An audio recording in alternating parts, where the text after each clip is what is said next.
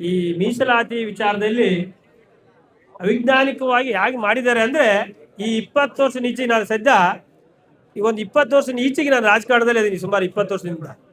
ಆದ್ರೆ ಈ ತರ ಅವೈಜ್ಞಾನಿಕವಾಗಿ ಗ್ರಾಮ ಪಂಚಾಯತಿಯ ಮೀಸಲಾತಿಗಳು ಸಹ ಎಂದೂ ಬಂದಿರಲಿಲ್ಲ.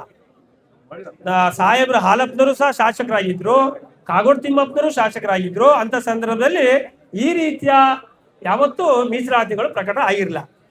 ಎಲ್ಲೂ ಸಹ ಕೆಲವು ಕೆಟಗಿರಿಯಲ್ಲಿ ಗೆಲ್ಲಂತರಿಗೂ ಅವಕಾಶ ಇಲ್ಲ. ಯಾರ್ಯಾರು ಇವತ್ತು ಬಿಜೆಪಿಯಲ್ಲಿ ಅಲ್ಲಿ ಗೆಲ್ತಾರೆ, ಇವರಿಗೆ ಅಭ್ಯರ್ಥಿಗಳಿಗೆ ಅಲ್ಲಿ ಠೇವಣಿ ಸಿಗಲ್ಲ ಅಂತ ಜಾಗದಲ್ಲಿ ಎಲ್ಲವೂ ಸಹ ಅಲ್ಲಿ ಕೆಟಗಿರಿಗಳನ್ನ ಬದಲಾವಣೆ ಮಾಡಿ ಅವರಿಗೆ ಅವಕಾಶಗಳನ್ನು ವಂಚಿತ ಮಾಡಿದ್ದಾರೆ. ಆದ್ರೆ ಎಲ್ಲ ಒಂದ್ ಕಡೆ ಅಧಿಕಾರಿಗಳು ಅದಕ್ಕೆ ಎಲ್ಲ ಒಂದ್ ಕಡೆ ಶಾಮೀಲಾಗಿದ್ದಾರೆ. ಈ ಶಾಸಕರ ಹಿಂಬಾಲಕರು, ಯಾಕಂದ್ರೆ ಹಿಂದೆ ಈಗಾಗಲೇ 1.5 ತಿಂಗಳ ಹಿಂದೆ ಅವರ ಹಿಂಬಾಲಕರೆಲ್ಲ ಹೇಳೋರು, ಆ ಕ್ಷೇತ್ರಕ್ಕಿಂತ ಕೆಟಗಿರಿ ಬರುತ್ತೆ, ಈ ಕ್ಷೇತ್ರಕ್ಕಿಂತ ಕೆಟಗಿರಿ ಬರುತ್ತೆ ಅಂತೇಳಿ. ನಮ್ಮ ದೇವೇಂದ್ರಪ್ಪನವ್ರು ಹೇಳ್ದಂಗೆ ಇವ್ರು ಒಂದ್ ಕಡೆ ಇಲ್ಲಿ ಕೆಟಗಿರಿ ಹಾಕಿ ಕೊಡ್ತೀನಿ ಅಂತ ಇವ್ರು ಒಂದ್ ಕಡೆ ವಸೂಲಿ ಮಾಡಿದ್ರು, ಅವ್ರ ನಾಯಕರು ಒಂದ್ ಕಡೆ ನಾನು ಅಲ್ಲಿ ಮಂತ್ರಿ ಆಗ್ತೀನಿ ಅಂತೇಳಿ ಈ ವಿಧಾನಸಭಾ ಕ್ಷೇತ್ರದಲ್ಲಿ ಅಲ್ಲಿ ಕೊಡಬೇಕು ಅಂತ ಅವ್ರು ಒಂದ್ ಕಡೆ ವಸೂಲಿ ಮಾಡಿದ್ರು.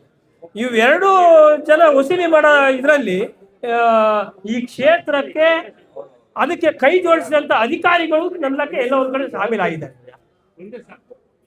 ಇಲ್ಲಿ ನಾವು ಯಾರನ್ನು ಕೇಳಲ್ಲ, ಯಾಕಂದ್ರೆ ಅಧಿಕಾರಿಗಳು ಅದನ್ನ ಸಮರ್ಪಕವಾಗಿ ಮೀಸಲಾತಿಗಳನ್ನ ಪ್ರಕಟ ಮಾಡಬೇಕಾಗಿತ್ತು, ಅದು ಆಗಿಲ್ಲ. ಈಗ ಇಲ್ಲಿ ಯಾಕಾಗಿ ಈ ತರ ಆಗಿದೆ ಅಂದ್ರೆ ಅಧಿಕಾರಿಗಳಿಗೆ ಅವರ ಹಿಂಬಾಲಕರೆಲ್ಲ ಹೆದರಿಸಿದ್ರು, ನಮ್ಮ ನಾಯಕರು ಮಂತ್ರಿ ಆಗಿ ಬರ್ತಾ ಇದಾರೆ, ಅವ್ರು ಹೇಳ್ದಂಗೆ ಕೇಳದೆ ಹೋದ್ರೆ, ನಾವ್ ಹೇಳ್ದಂಗೆ ಮೀಸಲಾತಿ ಹಾಕಿ ಕೊಡದೆ ಹೋದ್ರೆ ನಿಮ್ಮನ್ನೆಲ್ಲ ಇಲ್ಲಿಂದ ವರ್ಗಾವಣೆ ಮಾಡ್ತೀನಿ ಅಂತ ಹೇಳಿ. ಹಾಗಾಗಿ ಅವರ ಹೆದರಿಕೆಗೆ ಇವರೆಲ್ಲ ಒಂದ್ ಕಡೆ ಅವ್ರು ಕೊಟ್ಟ ಪಟ್ಟಿನೇ ಎಲ್ಲ ಒಂದ್ ಕಡೆ ಅನುಮೋದನೆ ಮಾಡಿದ್ದಾರೆ. ಅದನ್ನ ನಾವು ನಮ್ಮ ಪಕ್ಷ ನಾವು ಅದನ್ನ ಖಂಡಿಸ್ತು. ಇದನ್ನ ಸರಿಪಡಿಸದೆ ಹೋದ್ರೆ ಮುಂದಿನ ದಿನಗಳಲ್ಲಿ ಇನ್ನೂ ಉಗ್ರವಾದ ಪ್ರತಿಭಟನೆ ಮಾಡ್ಬೇಕಾಗತ್ತೆ. ಇನ್ನೊಂದ್ ಕಡೆ ಈ ತಾಲೂಕಿನಲ್ಲಿ ಅನೇಕ ಸಮಸ್ಯೆಗಳಿದಾವೆ. ಗ್ರಾಮ ಪಂಚಾಯತಿ ಆಡಳಿತ ಮುಗಿದು ಸುಮಾರು 6 ತಿಂಗಳಾಯ್ತು. ಯಾವ ಗ್ರಾಮ ಪಂಚಾಯತಿಗಳಲ್ಲೂ ಸಹ ಒಂದೇ ಒಂದು ಸ್ವಚ್ಛತೆ ಕಾರ್ಯಗಳು ನಡೆದಿಲ್ಲ. ಮಳೆಗಾಲ ಪ್ರಾರಂಭ ಆಗಿದೆ, ಅನೇಕ ಕಾಯಿಲೆಗಳು ಬರ್ತಾ ಇದಾವೆ. ಅದಕ್ಕೆ ಏನ್ ಮಾಡಿದಿರಿ ಅಂತೇಳಿ ಅಧಿಕಾರಿಗಳಿಗೆ ಸೂಚನೆ ಕೊಡೋರು ಯಾರು ಇಲ್ಲ. ಯಾಕಂದ್ರೆ ಎಲ್ಲ ಈ ತಾಲೂಕಿನ ಏನ್ ದೊಡ್ಡ ದೊಡ್ಡ ಪಂಚಾಯತಿಗಳಿದಾವೆ, ಆ ಪಂಚಾಯತಿಗಳಿಗೆಲ್ಲ ಶಾಸಕರಿಗೆ ಬೇಕಾಗಂತೆ ಅವರು ಹೇಳ್ದಂಗೆ ಕೇಳೋ ಅಂತ ಅಡ್ಮಿನಿಸ್ಟ್ರೇಟಿವ್ ಅಧಿಕಾರಿಗಳನ್ನೇ ನೇಮಕ ಮಾಡ್ತಿದ್ದಾರೆ. ಹಾಗಾಗಿ ಅವ್ರು ಇವತ್ತಿಗೂ ಒಂದು ಗ್ರಾಮ ಪಂಚಾಯತಿ ಕಡೆ ನೋಡಿಲ್ಲ. ಅವ್ರ ಶಾಸಕರು ಏನ್ ಹೇಳ್ತಾರೆ, ಅವ್ರ ಹಿಂಬಾಲಕರು ಏನ್ ಹೇಳ್ತಾರೆ ಅದು ಮಾತ್ರ ಆಗುತ್ತೆ. ಎಲ್ಲೂ ಸಹ ಇವತ್ತು ಅನೇಕ ರೋಗಗಳು ಪ್ರಾರಂಭ ಆಗಿದೆ. ಯಾಕಾಗಿದೆ ಅಂದ್ರೆ ಎಲ್ಲೂ ಸಹ ಸ್ವಚ್ಛತೆಗಳು ಆಗಿಲ್ಲ. ಪ್ರತಿ ವರ್ಷ ಜೂನ್ ತಿಂಗಳಲ್ಲಿ ಮಳೆಗಾಲ ಪ್ರಾರಂಭ ಆದಾಗ ಜನಪ್ರತಿನಿಧಿಗಳು ಇದ್ದಾಗ ಪಂಚಾಯತಿಯ ಬಾಡಿ ಇರ್ಬೇಕಾದ್ರೆ ಎಲ್ಲ ಕ್ಲೀನ್ ಮಾಡ್ತಿದ್ರು. ಹಾಗಾಗಿ ವರ್ಷಕ್ಕೆ 2 ಬಾರಿ. ಆದ್ರೆ ಆ ಕೆಲಸಗಳು ಈಗ ಆಗ್ತಾ ಇಲ್ಲ. ಅದನ್ನ ಯಾರು ಮಾಡ್ಬೇಕಾಯ್ತು?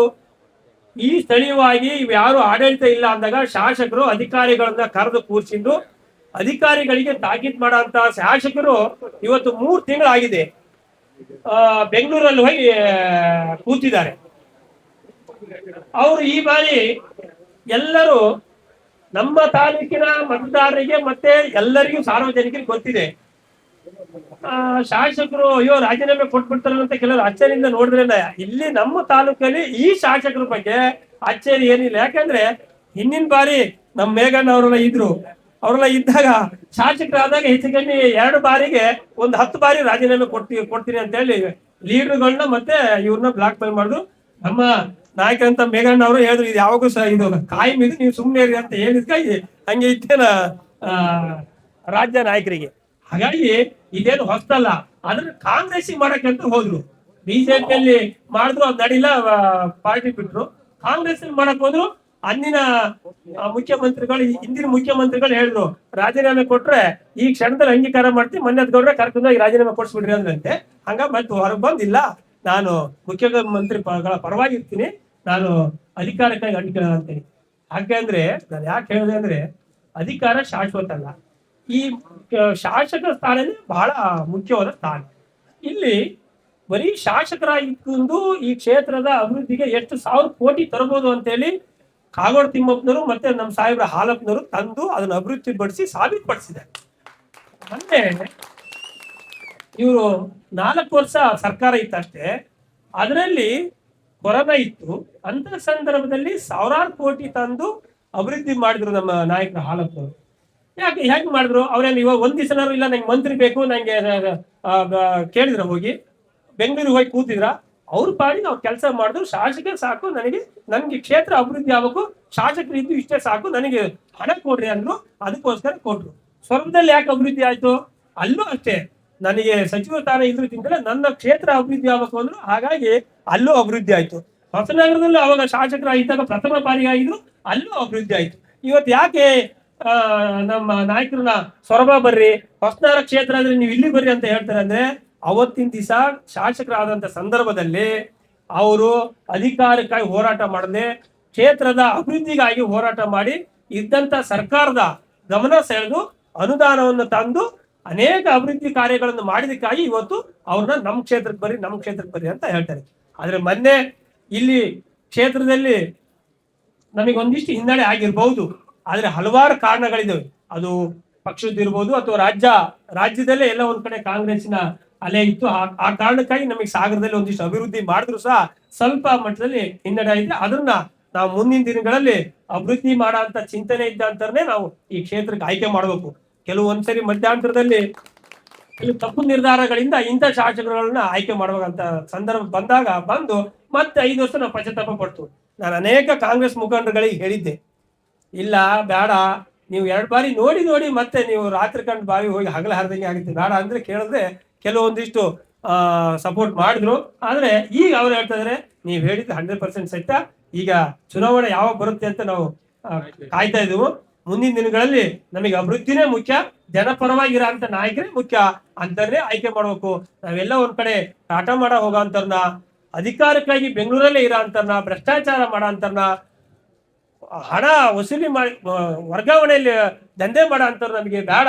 ಮುಂದಿನ ದಿನಗಳಲ್ಲಿ ಯಾವ ಕಾರಣಕ್ಕೂ ಇಂಥ ಶಾಸಕರು ನಮಗೆ ಬೇಡ, ಅಭಿವೃದ್ಧಿ ಚಿಂತನೆ ಇರೋಂತ ಆಯ್ಕೆ ಮಾಡೋದಂತ ಇವತ್ತು ನಮ್ಮ ಹತ್ರ ಗಮನಕ್ಕೆ ಹೇಳ್ತಾ ಇದಾರೆ. ಯಾಕಂದ್ರೆ ನೀವು ಬಹಳ ಸರಿ ಹೇಳಿದ್ರಿ, ಆದ್ರೂ ನಾವೆಲ್ಲ ಒಂದ್ ಕಡೆ ಸರಿಯಾಗಿರ್ಬೋದು ಅಂತ ಮಾಡಿದ್ವು. ಯಾಕಂದ್ರೆ 10 ವರ್ಷ ಅಧಿಕಾರ ಇಲ್ಲ, ಸರಿಯಾಗಿದ್ರೆ ಅಂತ ಮಾಡಿದ್ವು. ಆದ್ರೆ ನೀವು ಹೇಳಂಗೆ ಸರಿಯಾಗ ಅಂತ ವ್ಯಕ್ತಿನೇ ಅಲ್ಲ, ನಾವು ತಪ್ಪು ಮಾಡ್ಬಿಟ್ಟು ಅನ್ನೋದು ಜನ ಅಭಿಪ್ರಾಯ ಈಗ ಮೂಡ್ತಾ ಇದೆ. ಹಾಗಾಗಿ ಇದನ್ನ ಮುಂದಿನ ದಿನಗಳಲ್ಲಿ ನಾವು 2028ಕ್ಕೆ ಬರೋಂಥ ಚುನಾವಣೆಯಲ್ಲಿ ನಾವು ಕನಿಷ್ಠ 35-40 ಸಾವಿರ ಓಟ್ ಲೀಡಲ್ಲಿ ಗೆಲ್ಲ ಅಂತ ಒಂದು ವಾತಾವರಣ ಸೃಷ್ಟಿಯಾಗಿದೆ. ಅದಕ್ಕೆ ಈ ಬಾರಿ ನಮ್ಮ ನಾಯಕರು ಇಲ್ಲಿ 2-3 ಸಾವಿರ ಕೋಟಿ ತಂದು ಅನುದಾನ ತಂದು ಅಭಿವೃದ್ಧಿ ಮಾಡಿದ್ರಲ್ಲ, ಅದೇ ಕಾರಣ ಅಂತ ಹೇಳ್ತಾ, ಮತ್ತೆ ಈ ಶಾಸಕರಿಗೆ ಒಂದ್ ಹೇಳೋದು ಅಂದ್ರೆ ಇರೋ ತನಕ ಲಾಸ್ಟಿಗೆ ಸಾರ್ವಜನಿಕರಿಗೆ ಅನುಕೂಲಕ್ಕೆ ಸರ್ಕಾರದಿಂದ ಬಂದಂತ ಸೌಲಭ್ಯಗಳನ್ನ ಒದಗಿಸ್ರಿ. ಜೊತೆಗೆ ಆಸ್ಪತ್ರೆಗಳು ಸರಿಯಾದ ಡಾಕ್ಟರ್ಗಳಿಲ್ಲ. ಉದಾಹರಣೆ ನಮ್ಮ ಆನಂದಪುರದಲ್ಲಿ ಡಾಕ್ಟರ್ಗಳೇ ಇಲ್ಲ. ಹಾವು ಕಚ್ಚಿ ಬಂದ್ರೆ ಆ ಹಾವು ಕಚ್ಚಿದಂತ ಔಷಧಿ ಇಲ್ಲ, 108 ಇಲ್ಲ. ಕಾಗೋಡು ತಿಮ್ಮಪ್ಪನ ಕಾಲದಲ್ಲಿ, ನಮ್ಮ ನಾಯಕರ ಕಾಲದಲ್ಲಿ, ಅವಾಗ ಹಲಪ್ನವ್ರ ಕಾಲದಲ್ಲಿ 108 ಆಸ್ಪತ್ರೆ ಸಫಿಷಿಯಂಟ್ ಡಾಕ್ಟರ್ಗಳು ಎಲ್ಲ ಇದ್ರು, ಎಲ್ಲ ಔಷಧಿಗಳು ಇದ್ದು. ಇವತ್ತು ಯಾವುದೇ ತುರ್ತಾಗಿ ಹೋದ್ರೆ ಔಷಧಿಗಳಿಲ್ಲ. ಆದ್ರೆ ಅದನ್ನೆಲ್ಲ ಜವಾಬ್ದಾರಿಯಿಂದ ಮಾಡೋ ಅಂತಾರೆ ಯಾರು? ಶಾಸಕರು ಮಾಡಬೇಕಾಯ್ತು. ತಾಲೂಕ್ ಪಂಚಾಯತಿ ಅಥವಾ ಜಿಲ್ಲಾ ಪಂಚಾಯತಿ ಇರೋದಾ ಇದ್ರೆ ಅದನ್ನೆಲ್ಲ ಒಂದಿಷ್ಟು ಮ್ಯಾನೇಜ್ ಆಗೋದು ಅವ್ರು ಯಾರು ಇಲ್ಲದೆ ಇರೋದ್ರಿಂದ ಇವತ್ತು ಇವೆಲ್ಲಾ ಇಲಾಖೆಗಳನ್ನು ಶಾಸಕರೇ ಜವಾಬ್ದಾರಿಯಿಂದ ನೋಡ್ಬೇಕಾಯ್ತು. ಇದು ಯಾವುದು ಸಹ ಈ ಜವಾಬ್ದಾರಿಯಿಂದ ಈ ಶಾಸಕರು ನಿಗಾ ವಹಿಸಲ್ದೇ ಇರೋದ್ರಿಂದ, ಅದನ್ನ ಸೂಚನೆ ಕೊಡದೇ ಇರೋದ್ರಿಂದ ಇವತ್ತೆಲ್ಲ ಆಡಳಿತ ಹದಗೆಟ್ಟು ಹೋಗಿದೆ, ಭ್ರಷ್ಟಾಚಾರದಲ್ಲಿ ಮುಳುಗೋಗಿದೆ ಅಂತ ಹೇಳ್ತಾ, ಯಾಕಂದ್ರೆ ಜಾಸ್ತಿ ಮಾತಾಡೋದು ಬಹಳ ಹೊತ್ತಾಯ್ತು ಅಂತ ಹೇಳ್ತಾ, ಇವತ್ತಿನ ಹೋರಾಟಕ್ಕೆ ಬಂದಂತ ಎಲ್ಲ